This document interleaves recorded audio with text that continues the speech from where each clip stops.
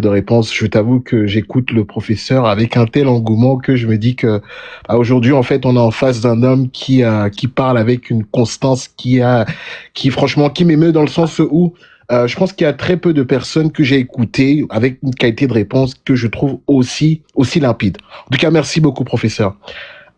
Professeur, la première question que j'aimerais vous poser ce soir, et je pense que c'est une question que beaucoup de Camerounais se sont posées.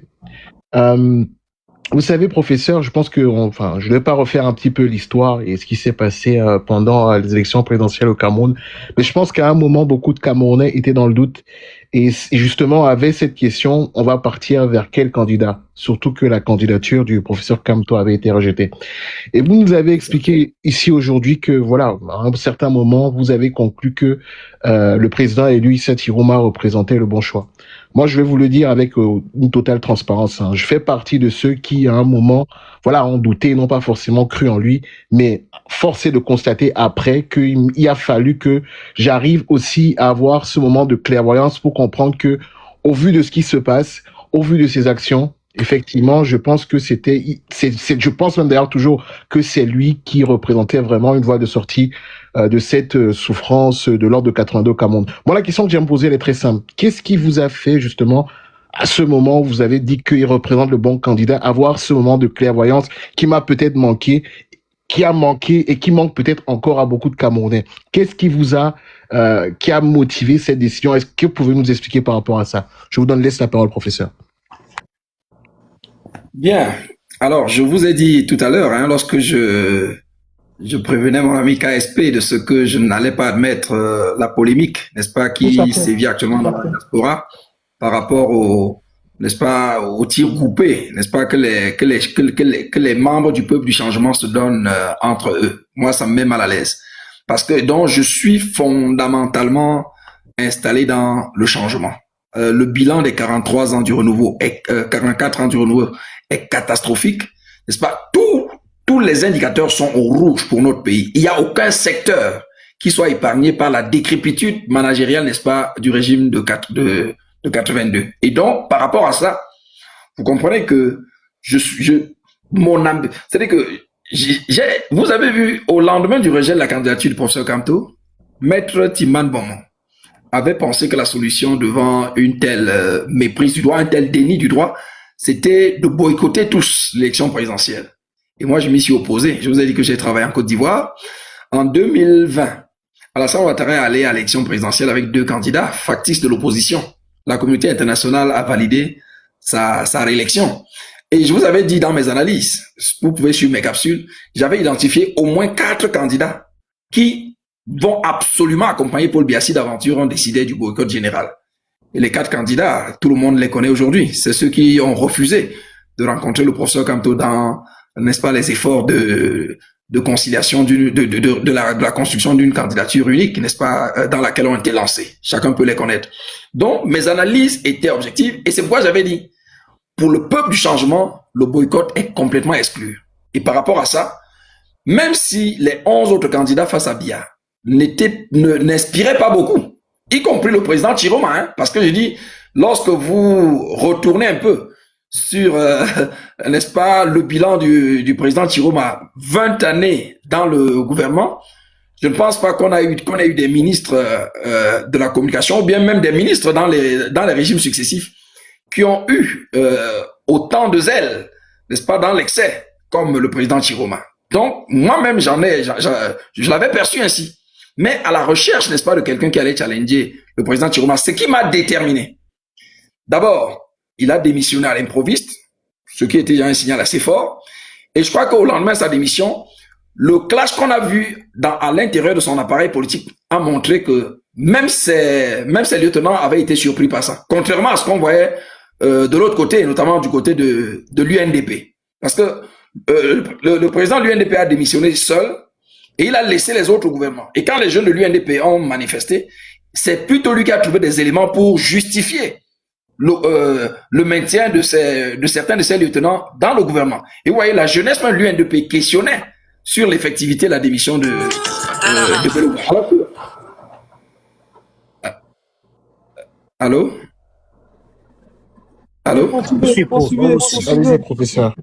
Poursuivez. Voilà, donc alors que du côté de Chiroma, la lettre de démission avait été officialisée et surtout, lorsqu'il a commencé à mobiliser, le président Chiroma nous a tous accrochés avec un slogan. D'abord, il a montré sa disponibilité à se placer résolument du côté du peuple avec l'acceptation, n'est-ce pas, de la plateforme de l'Union pour le changement. Ça, c'était un élément déterminant. Mais ce qui m'a davantage déterminé pour sa cause, c'est son engagement à défendre sa victoire, au besoin, au prix de son sang. C'était très fort. C'était extraordinaire. Et je crois qu'au lendemain de cette déclaration, chacun a vu mes sorties. N'est-ce pas? D'abord, j'ai publié un écrit pour dire que le meilleur choix pour moi se dessinait désormais. C'était le président Chiroma. Et j'ai consacré un certain nombre de capsules, n'est-ce pas? Après, à indiquer pourquoi, n'est-ce pas? Parce que j'ai quand même un certain nombre de followers pour expliquer pourquoi, n'est-ce pas? Pour moi, face à la situation, il fallait jeter son dévolu pour Chiroma. Et chacun sait que j'ai accompagné, n'est-ce pas, les initiatives d'organisation des élections à notre modeste niveau ici dans la Menoie, n'est-ce pas? Je vous ai parlé des échanges que je pouvais avoir avec Maître Ngefak et le reste pour réfléchir, n'est-ce pas, le travail purement intellectuel auquel j'ai participé. Donc voilà des éléments qui m'ont déterminé. Bon, maintenant, au lendemain de l'élection présidentielle, la répression s'est abattue.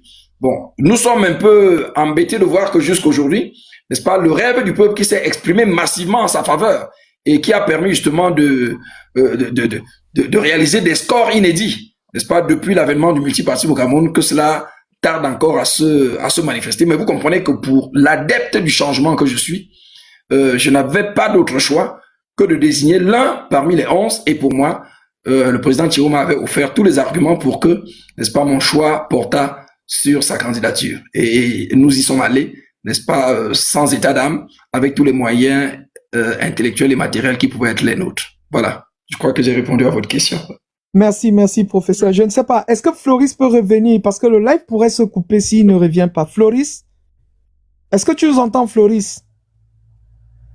Floris, est-ce que tu nous entends? On va prendre donc... alors, on a rapidement 2 questions là. J'espère que ça ne va pas couper avant. Hein. Landry, d'abord. Merci pour la question haute voix. Landry. Merci beaucoup pour votre réponse, professeur, qui était très claire et très rapide. Merci encore. Merci.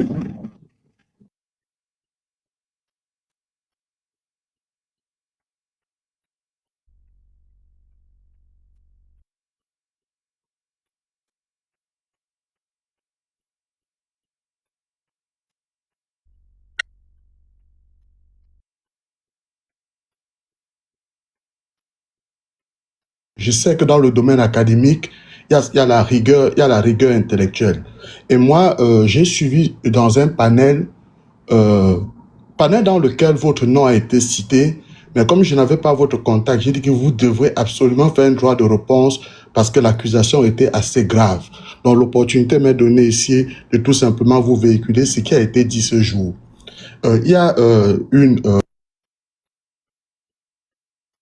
Désolé, Landry. Je suis désolé. Je ne peux pas te permettre de faire ça. S'il te plaît. Je ne peux pas te permettre de faire ça. Vraiment. Nous ne sommes pas ici, et je l'ai dit et je continue de le répéter, nous ne sommes pas ici pour créer une quelconque polémique. Nous sommes dans le cadre d'une éducation pédagogique et venir ici avec probablement des problèmes qui concernent TikTok dont le professeur n'a rien à voir vraiment, c'est pas normal. Je vais passer la parole à Marcory. Marcory, bonsoir, bienvenue. Bonsoir à tout le monde. Bonsoir, professeur. C'est un plaisir de vous écouter. Hein. Je pense que ce live est le meilleur de la semaine, honnêtement. Mais et puis, on est tous tombés, vous l'avez dit, que l'état de droit, la proclamation n'est pas l'effectivité. Et puis, vous pensez que le décret même de nomination du vice-président pourrait être attaqué devant un tribunal administratif. Mais vous avez aussi souligné, même si vous savez que ça n'aboutira pas, mais seulement vous croyez à la règle de droit. Est-ce que fondamentalement, c'est pas ça le problème qu'on a au Cameroun? Ça veut dire que on est dans une dictature, on a des intellectuels, des personnes qui sont censées nous éclairer, mais qui font la même chose savent très bien qu'on aura le même résultat et nous promettent que c'est une option au changement. Est-ce que ce n'est véritablement pas ça le problème? Parce que s'il faut observer, à titre d'exemple, en Afrique seulement, je parle seulement de l'Afrique, sur les 25 dernières années, il n'y a aucune dictature qui est tombée via une communication politique. Ce qui a fait tomber les dictatures en Égypte, en Tunisie, au Soudan, en Madagascar, en Gambie, c'est le rapport de force. Ce sont les hommes qui, à un moment donné, ont décidé de mettre tout ce qui est droit et ça veut dire qu'ils ont décidé de prendre leurs intérêts à main et de se mettre dans la rue. Est-ce qu'il n'est pas temps aujourd'hui au Cameroun que les leaders d'opinion, que ceux-là qu'on écoute, qu'ils prennent leurs responsabilités et se mettent face à la réalité et se disent qu'on est en dictature, aucune procédure de droit ne pourra chasser Paul Biya du pouvoir si on ne pose pas un rapport de force clair et net. C'est ça ma question, monsieur le professeur. Bien, merci beaucoup. Je crois que cette question revient. Alors, comme vous l'avez dit, hein, nous sommes face à un régime qui a tous les relents d'une dictature, avec une répression sauvage, qui a d'ailleurs justifié les plaintes du président Chiroma devant le tribunal judiciaire de Paris. Et donc, véritablement, devant la situation, je vous ai dit, moi, je peux avoir des réserves par rapport aux méthodes révolutionnaires impréparées. Les révolutions se préparent, et elles se préparent par la construction, n'est-ce pas, d'une conscience politique assez forte. Et j'inscris mes initiatives de communication dans cette dans cette perspective-là.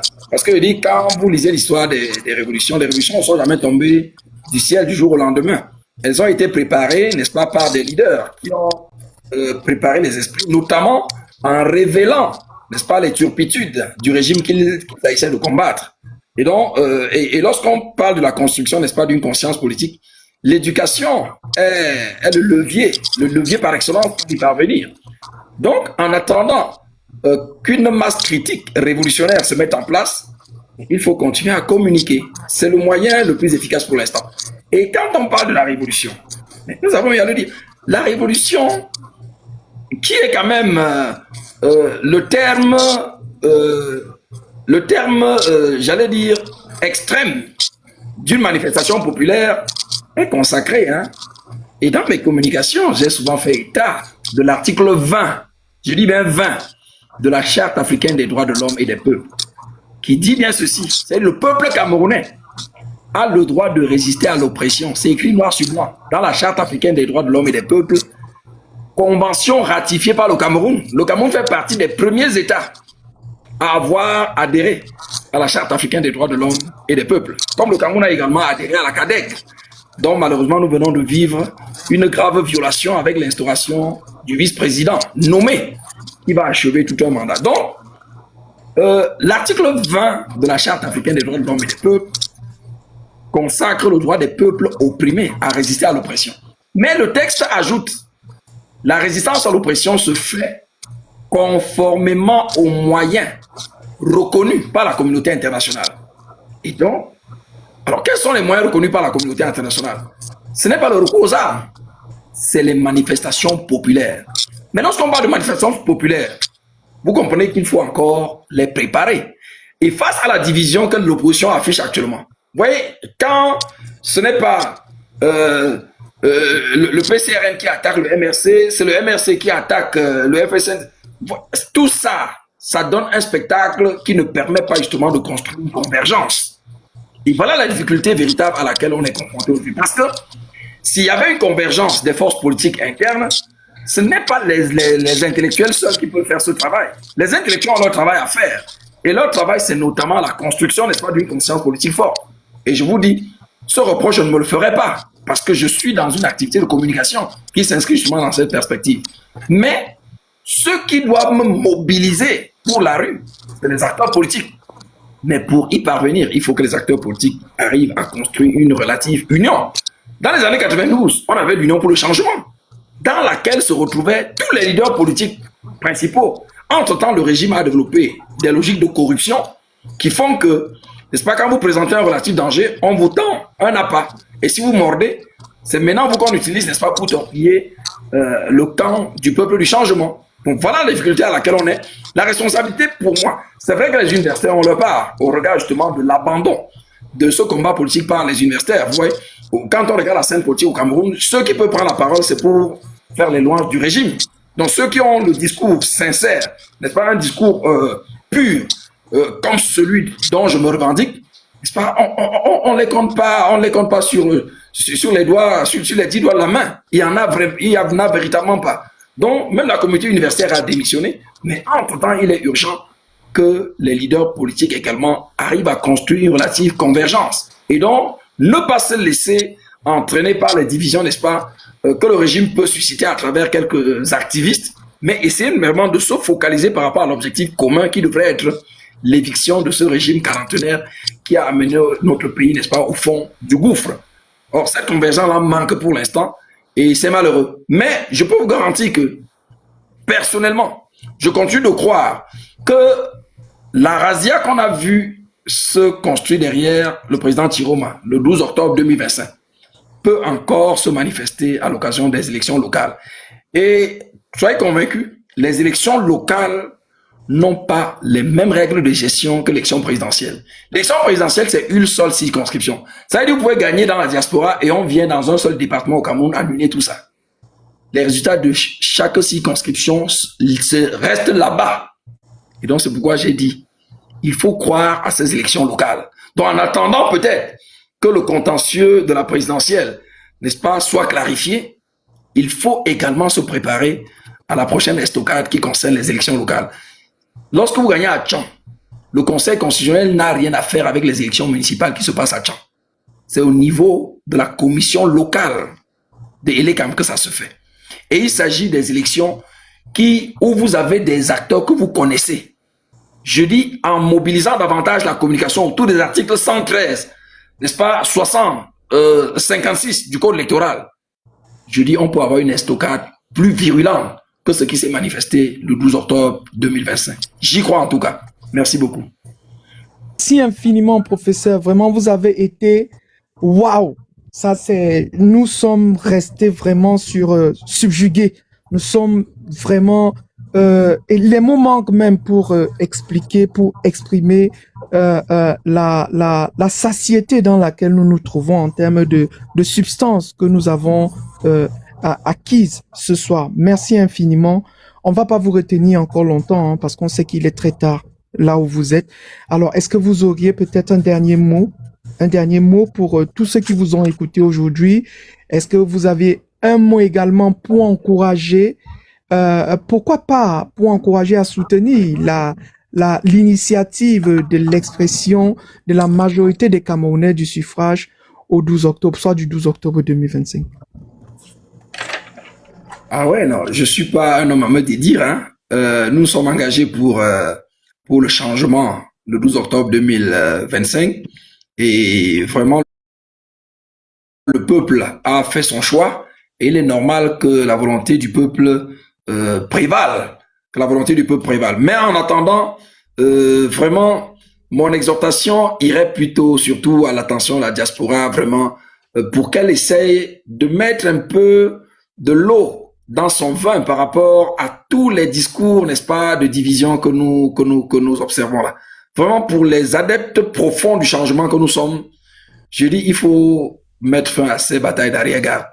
Cela fragilise, n'est-ce pas, le peuple du changement. Cela déçoit le peuple, ça le démoralise. Et aussi longtemps que le peuple du changement sera démoralisé, cela fera l'affaire du RDPC. Donc vraiment, mon exhortation va surtout être celle-là. Vraiment que nous essayons de taire toutes ces initiatives de division-là et que nous soyons focus vers la cause de notre malheur dans ce pays. Je sais que dans la diaspora, vous avez des problèmes de double nationalité, mais je dis, c'est dans les programmes de tous les partis sérieux, que ce soit le PCRN, le MRC, le FCC et tous ces partis ont dans leur programme l'avènement de la double nationalité. C'est un programme qui concerne essentiellement la diaspora. Mais si le RDPC a promis la double nationalité depuis 2009, en promettant de le faire inscrire à l'Assemblée nationale dans les prochaines semaines, en négligeant les expertises que nous avons offert de donner gratuitement, Mais ce n'est pas avec le RDPC qu'il faut espérer l'avènement de cette double nationalité qui vous permet de vous mouvoir, n'est-ce pas, de vos pays d'accueil au Cameroun comme vous le voulez.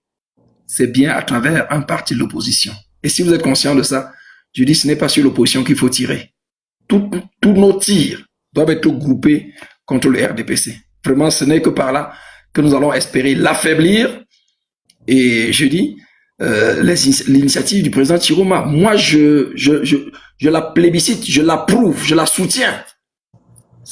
Toutes ces initiatives. D'ailleurs, je l'ai déjà recommandé, même par rapport à la lutte contre le tribalisme. La compétence universelle est une arme utile pour briser le sentiment d'impunité que les gens essayent de développer à l'intérieur du Cameroun. La puissance n'est que territoriale. Une fois qu'on est à l'étranger, on est fragile. Et je dis, le monde aujourd'hui est un village planétaire.